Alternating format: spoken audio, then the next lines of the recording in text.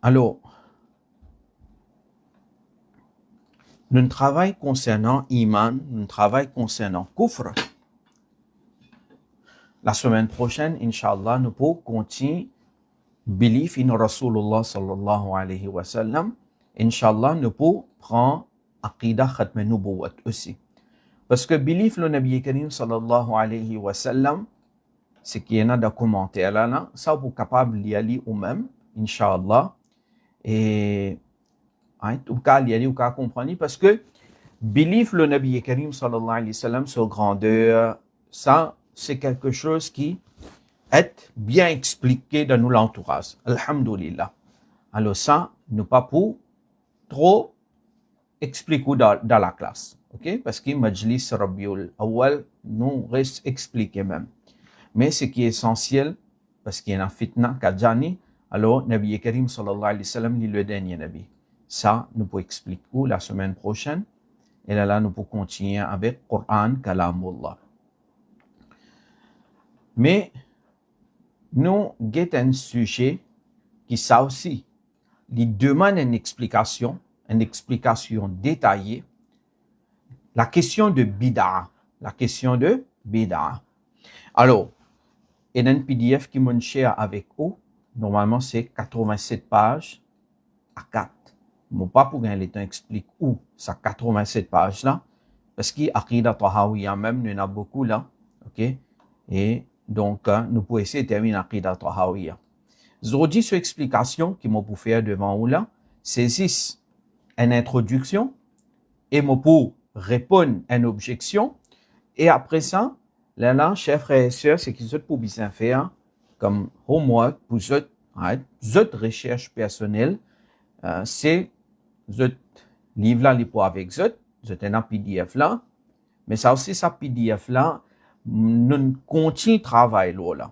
Veut dire là, les 87 pages, c'est qui m'ont cher avec vous, mais les 100 pages, veut dire il y a certaines choses qui nous ont ajoutées là-dedans.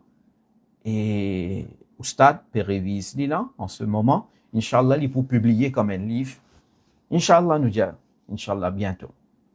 Mais, ça, autant qu'il y en a, ça content qu'il y en a là-dedans, moi, pensais, il faut suffit au niveau de nos classes qui nous peut faire pour nous comprendre sa question de bid'a là. Ensuite, là, nous share, après la classe, nous admin pour share une playlist avec eux, de YouTube. Il y a plusieurs explications qui nous font concernant le sujet de bid'a. Alors, redonne les temps, get libre une explication là, le YouTube, quand vous avez le temps, quand vous êtes libre, Inch'Allah, beaucoup de choses pour clair. Dans nous, l'époque, ça terme bid'a là, ok? Bon, bid'a, le mot bid'a, et quand on condamne bid'a, c'est le hadith de Nabi Karim sallallahu alayhi wa sallam. D'accord? Alors, tout ce qui est bid'a, et ce qui finit d'être condamné par Nabi Karim sallallahu alayhi wa sallam, d'après ce hadith-là, et d'après explication de Banu Ulama, il y a doute non condamné. Mais seulement, il est important pour comprendre ça. C'est-à-dire, comme une terminologie, bid'a, et parfois, nous dire, il y a bid'a hasana et bid'a sayyi'a. Alors, il y a du monde pas d'accord avec nous, mais c'est pas nous qui inventons ça. D'accord? Bon bid'a et mauvais bid'a, c'est pas nous qui inventons ça. C'est ce qui Banu Ulama fin expliquer. Par exemple, là, sa référence qui est là devant vous là, page 7 dans PDF là, Imam Nawawi, qui est sur wafat l'année 676 Hijri, il dit bid'a, c'est ce qui pas existé dans l'époque de Rasulullah sallallahu alayhi wa sallam, wa hiya munqasima ila, et bid'a li divisé en hasana wa qabiha, bon bid'a et mauvais bid'a. Dans ce livre, Tahzib al-Asma wal-Lughat, volume 3, page 22. Imam Nawawi peut dire ça, c'est pas nous. C'est pas Baréloui, c'est pas Len, c'est pas Imam Ahmad Raza Khan. D'accord? Alors, sa classification-là, donne de nous référence de Imam Nawawi, mais est-ce que Imam Nawawi, parce que Imam Nawawi, il est 1676 Hijri, il est wafat. Est-ce que Imam Nawawi, pas lui-même, l'invente ça? Certainement non. Imam Nawawi, il prend ça depuis un parmi les grands ulama de sa ummat là, qui est Imam al-Shafi'i. Imam al-Shafi'i. Imam al-Shafi'i, un parmi les 4 grands imams. Imam al-Shafi'i, il est né l'année 150 Hijri, et Imam al-Shafi'i, il gagne son wafat l'année 204 Hijri. Alors, Imam al-Shafi'i, il dit, et ça finit rapporté par Hafid ibn Hajar Asqalani, dans Fathul Bari, volume 13, page 253, il dit qui ban nouveauté divise en deux. Donc, voilà. Alors, il y a un qui blâme blada, bid'atul dalal, et il y a un qui muhdatha ghayr mazmouma. Une nouveauté qui n'est pas blâmable. Right. Maintenant, nous avons hadith de Nabi Karim sallallahu alayhi wa sallam. Right. Nabi Karim sallallahu alayhi wa sallam, dans son khutbah, il dit wa kullu muhdathatin bid'a wa kullu bid'atin dalala wa kullu dalalatin finnar. Chaque toute nouveauté c'est bid'a et tout bid'a c'est l'égarement et tout l'égarement il a fait l'enfer. Maintenant, l'olan, c'est ça. Kullu bid'atin dalala. Alors, en passant, il y a un frère, Allah connaît qui s'en a ça, Allah donne hidayat. Selon ce qu'il y a un camarade, finalement, l'India qui, à cause de Nabi Karim sallallahu alayhi wa sallam, fin dire kullu bid'atin dalala, qui sa traduction c'est tout bid'a c'est l'égarement. Alors moi, je peux dire que tout ici parmi tout. Ok là, je peux dire que il parmi tout bid'a parce qu'il y a un bon bid'a aussi. Donc, je faire kufr. Moi, je faire kufr. Alors, vous trouvez là, nous ne fait cause concernant kufr, nous ne fait cause concernant takfir. C'est ça le problème, l'ignorance aux conséquences. Il n'y a aucun alim qui peut capable venir et il peut dire à cause de dire kullu li'am makhsous, c'est-à-dire il pas mis tout sans exception, alors on fait kufr. Non. Le problème c'est nous ne trouvons hadith là sur une phrase et nous faisons traduire ok là nous une traduction là, alors nous dit prophète il dit tout bid'a c'est légalement, toi tu peux dire tout parmi tout sans exception. Kullu, parmi tous sans exception, alors tu ne fais kufr. Alors, right. Donc, nous pas pour réfuter parce que une parole comme ça, pour venir depuis un ignorant seulement. Right. Alors, pour un ignorant qui nous parle réfuter, nous explique. Le mot kullu, rappelle bien, dans la langue arabe. Alors, comment nous comprenons ben hadith, comment nous comprenons ben ayat Coran? C'est pas, comment dire, nous n'avons pas un dictionnaire et après nous disons, nous finissons comprendre Coran et hadith. Non. Connaissance de la langue arabe est importante, mais il n'y a pas seulement ça.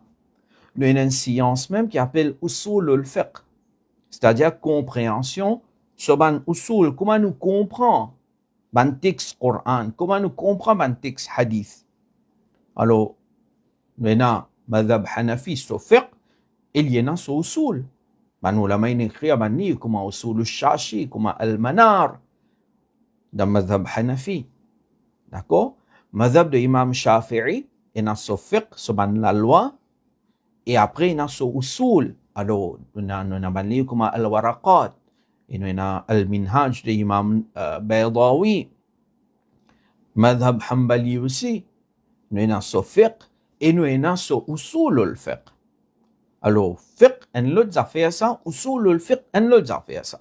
Dans fiqh, nous étudions la loi et dans usul al-fiqh, nous ulama pour enseigner nous règles, principes, usul qui comment interpréter ayat Coran, ou bien comment nous ulama fin déduire ça la loi là depuis ayat Coran. Alors, il y a un système, il y a une science complète, c'est là. Usul al-fiqh. Madhab Maliki aussi, il y a usul al-fiqh. Wahhabi aussi, il y a usul al-fiqh. Right?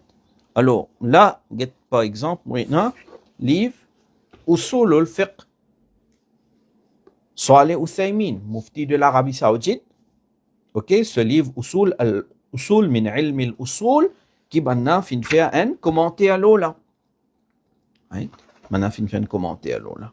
Alors, celui qui essaie de comprendre Coran et Hadith sans usul, il peut égarer. Celui qui essaie de comprendre Coran et Hadith sans usul al-fiqh, il peut égarer. Peine à doute ça. Peine à personne parmi les ulama, peu importe qui l'école de pensée ou aller vraiment l'inapprendre. Ou aller au Jali Hazrat, Cheikh, est-ce qu'il est capable de comprendre Coran et Hadith sans passer par usul le Hadith, sans passer par usul le fiqh, et me déduire dans la loi, il vous dire ou non, bien suivre usul le fiqh. Right? Alors, maintenant, ça, ce qui nous appelle le mot kullu. Le mot kullu dans la langue arabe. Ou bien nous dire, ça me que fin paraître demande texte Coran ou bien hadith. Alors, ban ulama fin appelle al-fadhul umum, les parmi ban mots qui indiquent la généralité. Kullu veut dire tout. D'accord? Mais il n'y a pas une chose inconnue auprès de man qui fin étudier usul al-fiqh convenablement, qui dans la plupart de man cas, ban al-fadhul umum qui fin paraître de Coran et Sunna, ban mot général qui indique généralité comme kullu, en réalité, cette signification est spécifique, est khas. C'est-à-dire, au capable de trouver le mot kullu, mais seulement, on peut appeler li'am makhsous. En d'autres mots, les pas permis tout sans exception. Alors, comment on dit ça, le son là, il peut venir d'usul al-fiqh devant. N'importe qui s'en a qui étudie, mais n'importe qui livre usul. Moi, comment on dit là, usul al-fiqh par Uthaymin. Si je commence à lire depuis usul al-fiqh de Uthaymin, la même là, page 159, mais il peut cause takhsis bil aql. Il peut cause am makhsous. Tudammiru kulla shay'in bi amri rabbiha. Et dans le mot kullu là-dedans, mais seulement comment il vient spécifique, il vient am makhsous. D'accord? Allahu khaliqu kulli shay, mais ça aussi le mot kullu ici, il y a un certain takhsis là-dedans. Alors, je n'ai pas envie de compliquer les choses pour vous, mais voilà. Imam Ibn Qudama, il a écrit un livre de Usul al-Fiqh, Rawdatun Nadir. Et ce livre-là, qui a l'apprendre l'Arabie, je te suive, leçon depuis là-dedans. Vous êtes leçon Usul al-Fiqh, normalement dit, je te servis ça comme textbook. Alors, qui n'apprend bien, certainement, vous connaissez tout ce qui est dans la classe, pas apprendre. Nous connaissons ça très bien. Alors, Imam Ibn Qudama, il cite sa ayat là. Nous avons un exemple. Allahu khaliqu kulli shay. Allah est créateur de tout shay. Dans sa verset là, Allah peut dire qu'il est créateur de tout shay. Mais en l'autre place, Allah, en l'autre place du Coran, le mot shay fin est utilisé pour Allah. Qul ayyu shay'in akbaru shahada. Qulillah. Dire qui shay, c'est-à-dire qui s'en a, ce témoignage plus grand, dire Allah. Alors, le mot shay, Allah fin servi pour lui-même. Et Imam Abu Hanifa aussi, un texte, wa huwa shay'un la kal ashya, wa ma'na shay al-thabit. Ok? Allah li shay existant, pas comme les autres. C'est-à-dire, maintenant, ce qui peut arriver là, il peut dire non, Allah li créateur de tout shay. Et Allah fin servi le mot shay pour lui-même, avec meaning de existant. Mais est-ce que nous pouvons dire à cause Allah, les khaliq, les créateurs de tout shay, et Allah lui-même, lui fin servi le mot shay pour lui, donc, dans sa conclusion qui n'est pas bon là. Allah, m'aurait dit, Allah est créateur de tout shay. Et Allah fin servi le mot shay pour lui-même dans le Coran. Donc, Allah est créateur de lui-même. Na'udhu billahi min dhalik. Est-ce que sa conclusion là bon? Certainement non. Certainement non. Alors, ban ulama, même Ibn Qudama, et même Mufti Wahabi ou Uthaymin, de dire ici, l'IPAP indique la généralité, au contraire, sa signification spécifique. De Al-Usul min ilm al-Usul, page 41. Celui qui pas aveugle, il peut trouver ça. Et ali. Hein? OK. Maintenant, on comme un exemple sur l'IALI, mon frère, ma soeur. L'IALI. Maintenant, nous retournons à ce qui s'affrait là, Findiano, qui m'ont fait couvre, comme on dit, tout min certaine. OK là? Alors, moi j'ai dit, attends, avant de mettre fatwa au moins, de l'ignorance, nous guette ban ulama qui dit, kullu bid'atin dalala. Imam Nawawi. Premier, Imam Nawawi dit كل بدعة ضلالة هذا عام مخصوص والمراد غالب البدع. عام مخصوص, c'est-à-dire molal général, mais il fait ce takhsis, il spécifie certaines là-dedans. Alors il dit qu'il s'élimine la majorité de ban bid'a, la majorité. Pas tout, la majorité. Est-ce qu'Imam Nawawi kafir? Si vous dites Imam Nawawi kafir, bon demande-moi qui s'en a pour les musulmans. Kirmani, Jalaluddin Suyuti, Ibn Hajar Haytami, Mullah Ali Qari, Abdul Haq Muhaddith Dehlawi, sa savant Shafi'i, Zurqani, San'ani, Sheikh Umari. Ça c'est quelques-uns. D'accord? Sinon, la liste là est bien longue. Et parmi nous, il y a même Imam al-Shafi'i. D'accord? Alors, c'est-à-dire, nous pouvons bien comprendre ce sujet de bid'a là bien. Et là, après, vers la fin, Moses, vous connaissez, celui qui dit sur la bouche le mot bid'a, et il condamne tout bid'a.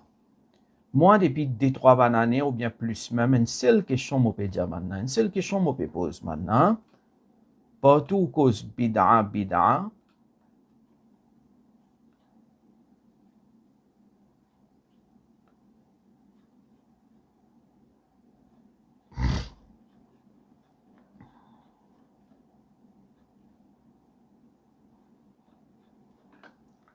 Alors, partout où cause bid'a,